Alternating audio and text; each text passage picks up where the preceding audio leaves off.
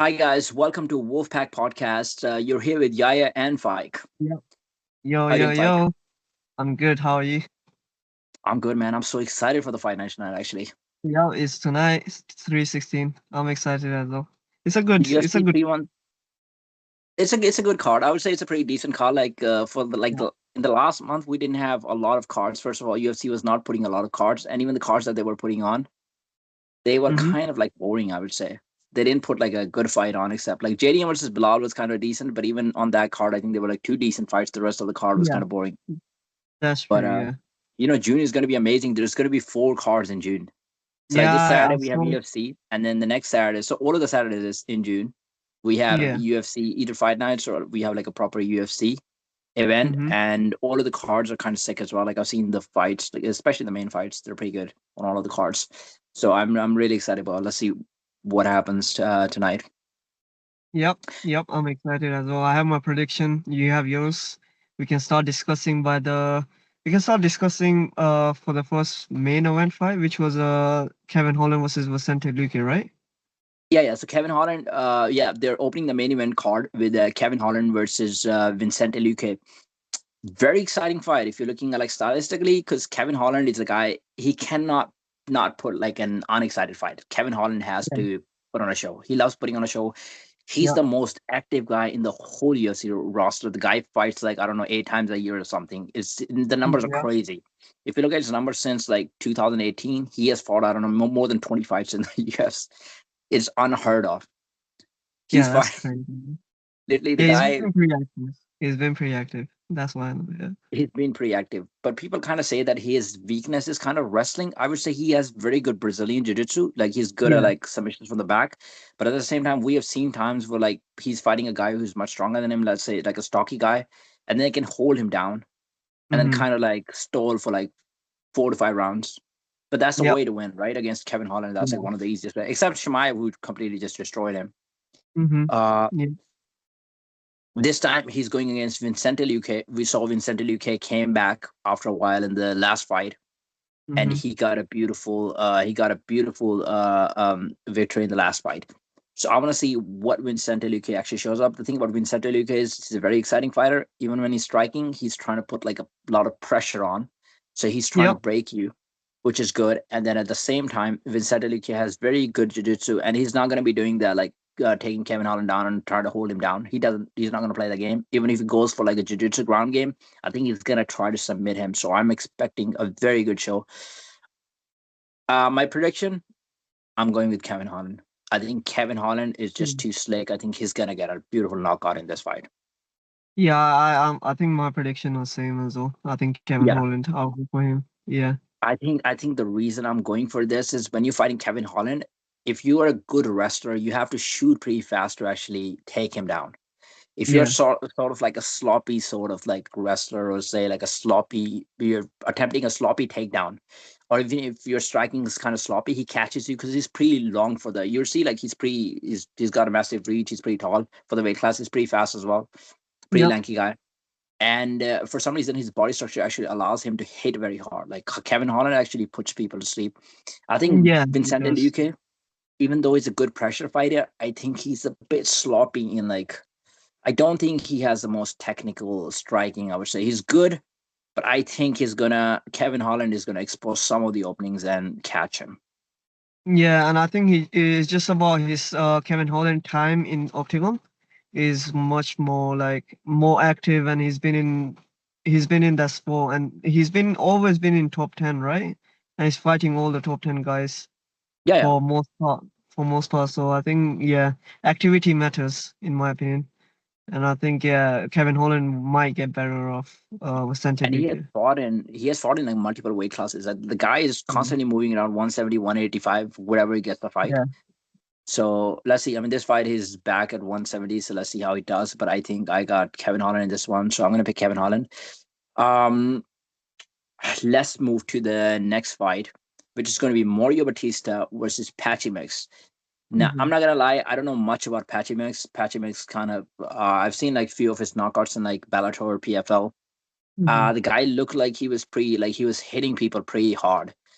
He Yeah. has like really good striking, and even Mhm. his jiu-jitsu, like his chokes are pretty good. But against Mario Bautista, I think probably going to be step up in the competition, as like UFC wise. Mario Bautista has been in top 10 for a while. Yep. I don't I I don't know who I'm going to pick for this fight. I might say Patchy Mix, because I think, but with Batista in the last fight, he got really he was fighting Jose Aldo in the last fight, and he was Yeah. constantly holding him against the cage throughout the whole time, and he got a lot of fans didn't like it a lot last time, because he was holding Jose Aldo, and he was Jose Aldo's second last fight, and fans were Yep. expecting Jose Aldo to actually put on a show and Mario Batista to give fans what they want, but Mario Batista instead just choose to like win the fight, which was kind of his way to actually win the fight, because Jose Yep. Aldo is not the guy that you can actually take down easily. We've seen Merab attempting the takedowns again against him, and even he Yeah. couldn't actually take Exactly. him down. And Hmm. striking wise, quite risky as well. So I think this time Mario Batista is going to try to prove a point against Patchy Mix, but I think Patchy Mix is probably going to catch him and then knock him out. But it could go either way. I don't have like a strong opinion on this one. I'm just going to go with like Patchy Mix with for a KO. Yeah, I think I would go for same as well. Yeah. I don't know much about them too, so I think from what I know, I think I'll go for Patchy as well. Patchy as well. Okay. Let's go move to the next fight with Joe Pyfer versus Kelvin Gastelum. Yes. Yeah, this fight is a good fight. I think my prediction for this, I think Kevin Gastelum will win. The only reason I'm saying it, he's a veteran in the division. He's been fighting and he's had wars with like really good contenders there. And I think it's about experience. And I think Joe Pyfer lacks the experience. So I think my prediction, if I have to pick one, I think I'll go for Kevin Gastelum. You would go for that one. Do you have like a prediction in what way the fight is going to finish? I think Kevin Gastelum finishes him. He catches him and he finishes him. I don't think so. He submits him.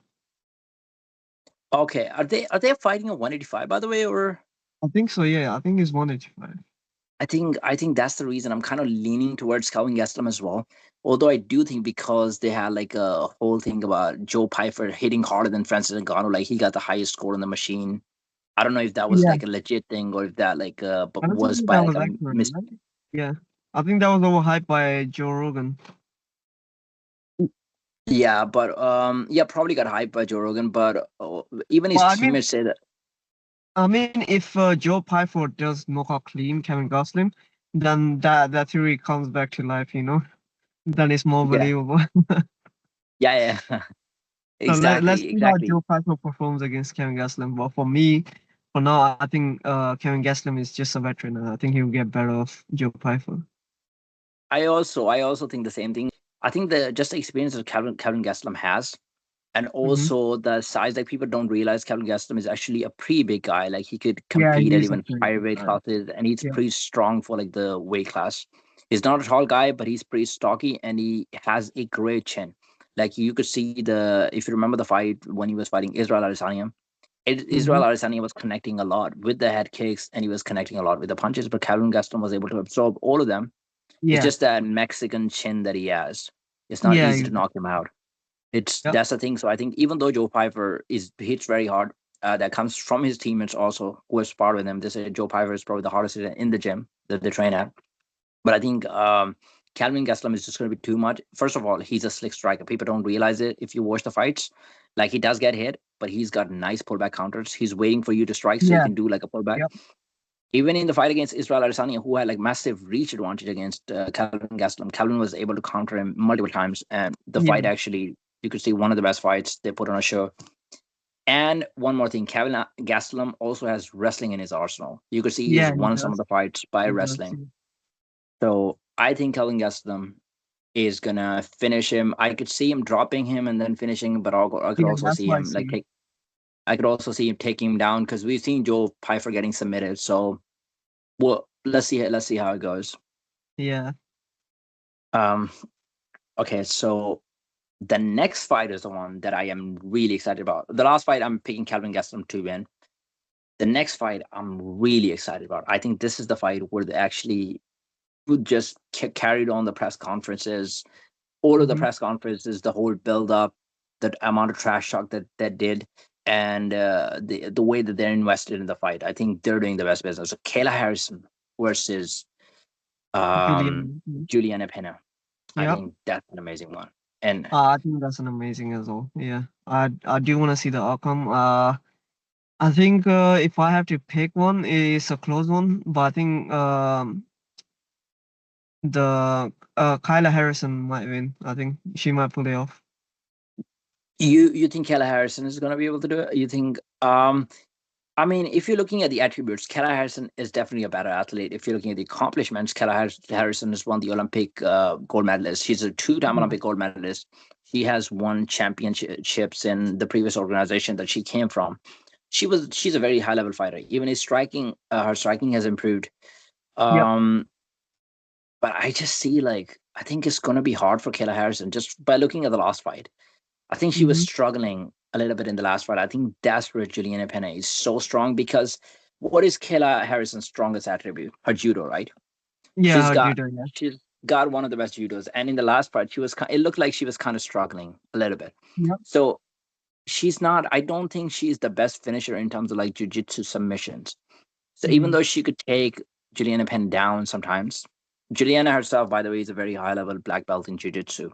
Hmm. I don't think she's going to have a lot of advantages on the ground. I think Juliana, because she can attack from the back position, she can attack from her back, and also she scrambles very well. So there's a possibility that Kayla takes her down, but Juliana gets the top position. And Juliana does not get tired for 5 rounds. If you watch the fight against Amanda Nunes, that was based on sheer will. Like Amanda Nunes is better than Juliana Pena almost everywhere. Amanda Hmm. Nunes has good grappling. Amanda Nunes also hits very hard. She's more technical than Juliana Pena on in striking. But I think Yep. the output that Juliana Pena was putting against Amanda Nunes, it was just overwhelming. Amanda Nunes, she just constantly moves forward, and she has the chin of a granite. Like Juliana Pena, I don't know how many times she got dropped by Amanda Nunes, but she just keeps moving forward. She can take a punch, she can take a shot. Yep. Yep. Again, she has one of those chins. Like she can take a shot, she doesn't get shot. She puts constant pressure on. She looks for the takedowns. And because I saw Kayla Harrison getting a bit tired in the last fight, and also one of the reasons I'm saying that is because Kayla Harrison used to fight a 155 pounds weight class. She's cutting Hmm. 20 extra pounds to make the UFC 135 weight class because UFC does not have 145 or 155. And you actually looked at the scales, bro. They did like a weight check 2 days ago. Kayla Harrison was 151 point something pound. Even if you look at Kayla Harrison at the scales on the Yeah. same day, at when she weighed in, Yeah. when she weighed in for the actual weigh-ins, you could see her face is completely dehydrated. I Mm, actually yeah. posted that on social media as well. And then for the ceremony of weigh-ins, that's like a few hours after, so obviously you get time to like rehydrate and stuff. Yeah. Now she's fully jacked. But you Mm. could also say that she would have massive size advantage because she's so big. Yeah. She's She's big. hinged. I've never seen an She's MMA fighter nice. Yeah. that hinged, a Yeah. female MMA fighter that hinged. Yeah. It was only her and Chris Cyborg, I would say, that was that hunched. Yeah. Even Cyborg was pretty big. Yeah. Yeah. But yeah, apart from that, I've not seen a female fighter that is that hunched, to be honest. Yeah, not like this. So do you have Yeah. so you have Kayla Harrison? Yeah, I would like to pick her, but let's see. It's a close fight. It's a close fight. Yeah. Okay. So I would put your pick as Kayla Harrison for this fight. Yeah. Do you see? I know it's a hard one. Do you see a finish in this fight, or do you see her winning by decision? Because I this is a think, 5 rounder. yeah, I think it will be like a decision.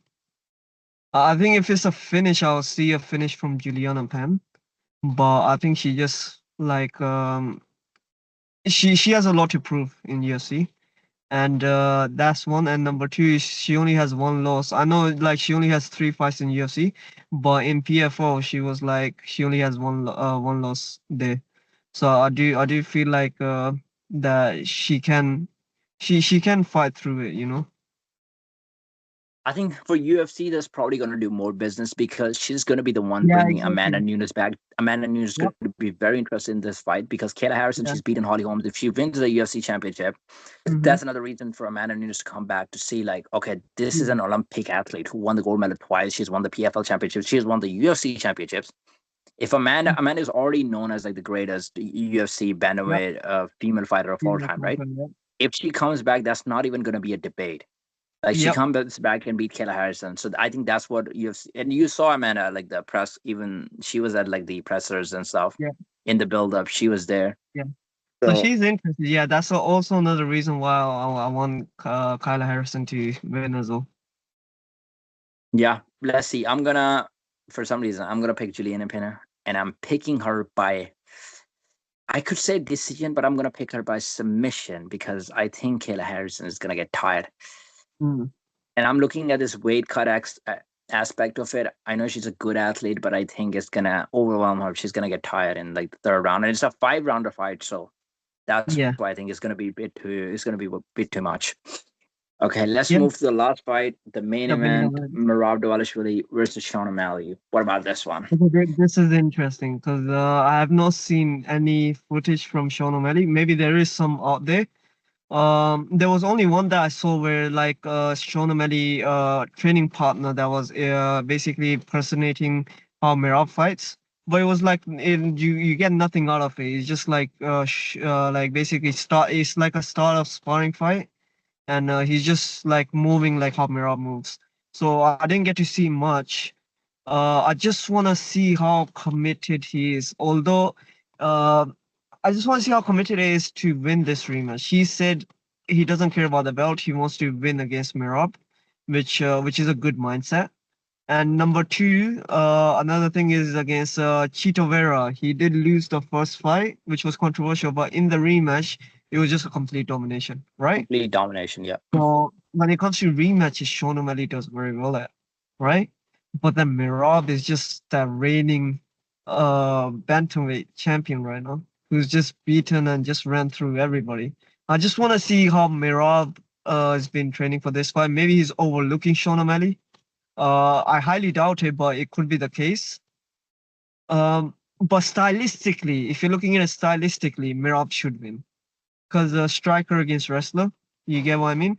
And although, yeah, I know Sean O'Malley has a lot of time to train for wrestling, but it's not same. It's not same as a person who's been training wrestling for I don't know more than 12 years. Sean O'Malley hasn't got that type of experience when it comes to like grappling or wrestling. You know? And there's nobody who can actually mimic Merab in terms of the wrestling pace. Exactly. Like he Yep, uses that cardio as a pace. weapon. No matter Yep. how many NCAA wrestlers, no matter how many good wrestlers you get, you can probably get the technique out of them. But the way this guy shoots, he's gonna shoot 50 times in a match. Yeah. What's he Yep. gonna do about that?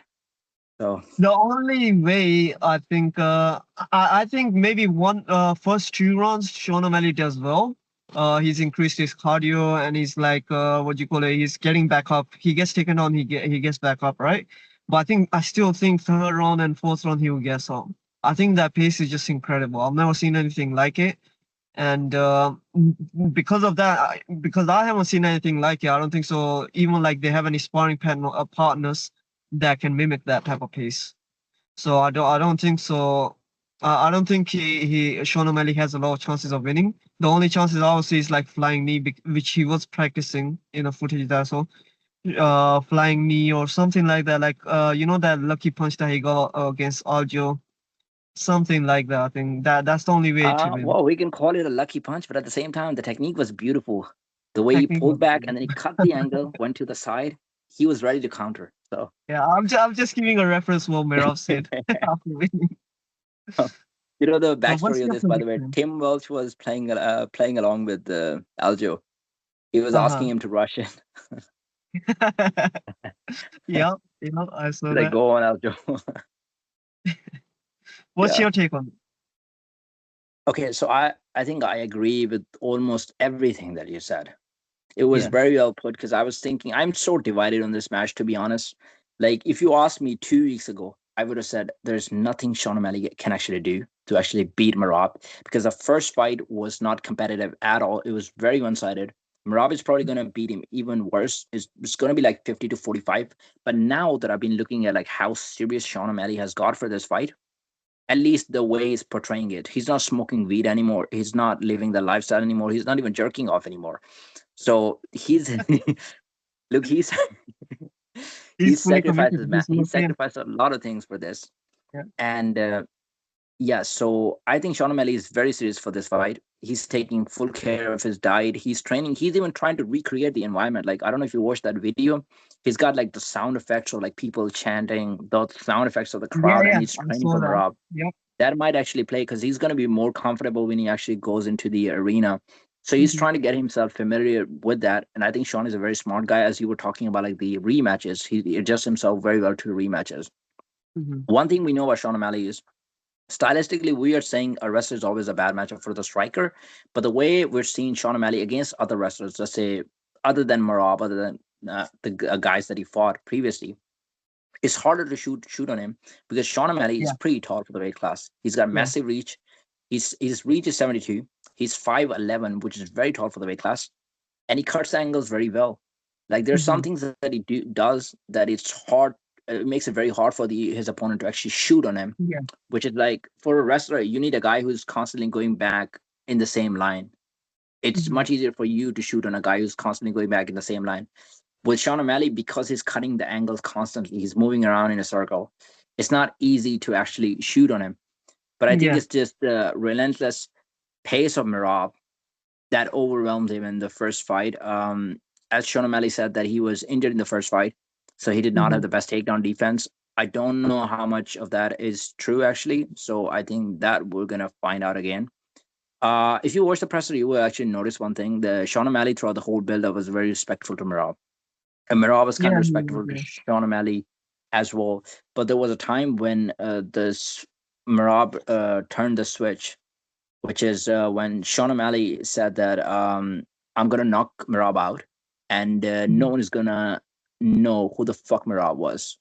I think it was Sean O'Malley was getting carried by the press conference because all of the fans were supporting Sean O'Malley for some reason. He had the support of the crowd. They were chanting Yep. USA or Sean O'Malley, and he was getting the pop after every single answer. I think he got a bit more excited, and he said Mhm. that. And after that, when Merab heard this, he's like, I'm gonna show this guy again." He's like, "I'm gonna make him humble again." So Yep. I don't know if that was like the smartest choice by Sean O'Malley. So I want to see. Look, I think the pace is too much. I don't think Sean can keep up with it. But again, the thing that Sean hits very hard, and Sean Mhm. has like some tricks in his bag, like the flying knees or some of the other stuff. So if he can pull some of those out, I'm gonna pick Merab in this fight because I don't think Merab is like as sloppy of a striker as Aljo was. I know Aljo has improved his striking, but if you watch Aljo's fights, look, Yep. that's not a criticism at Aljo. Aljo is better than Merab at holding people down and actually going for the Yep. submission. He's a very good grappler. His Yeah. Yeah. submission ability is amazing. His ability to actually hold people down is much better than Merab. But Aljo is not the best wrestler. If you look at his entries, they're not the best entries. Like Yep.